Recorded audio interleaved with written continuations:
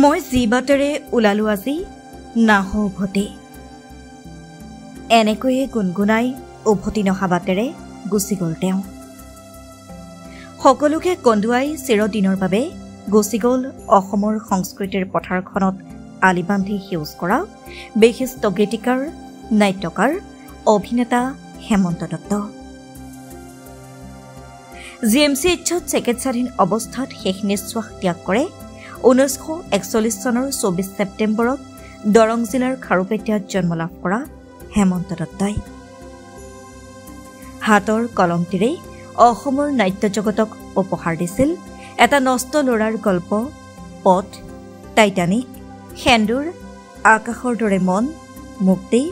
চক্ৰবেহু জেতুকা পাতৰ ৰঙৰ দৰে নাটক মই যি বাটেৰে ওলালো আজি সময় কতিশীল তুমি আহিছিলা চেনাই বুকু দুৰু দুৰু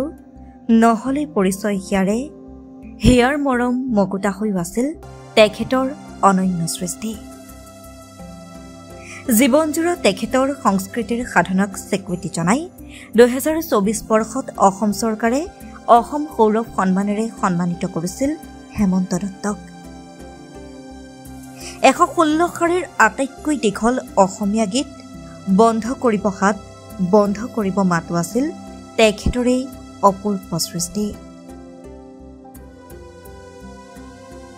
অসম মাতৃৰ এগৰাকী সন্তানক হেৰুৱাই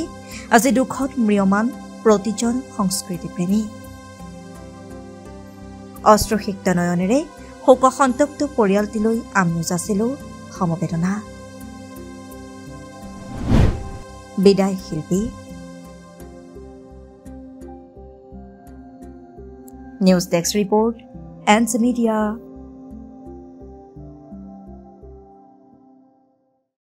প্ৰতিটো ক্ৰিয়েটিভ যাত্ৰাৰ আৰম্ভণিৰ আঁৰত থাকে আপোনাৰ চিন্তা আপোনাৰ চিন্তাক বাস্তৱায়িত কৰিবলৈ আমি এনজে প্ৰডাকশ্যন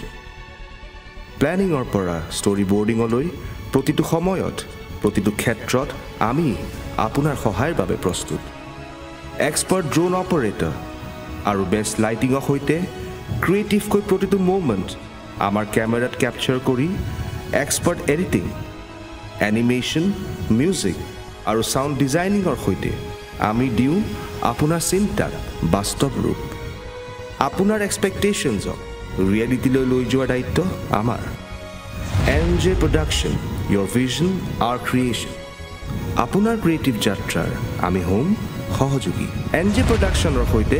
আজিয়ে যোগাযোগ কৰক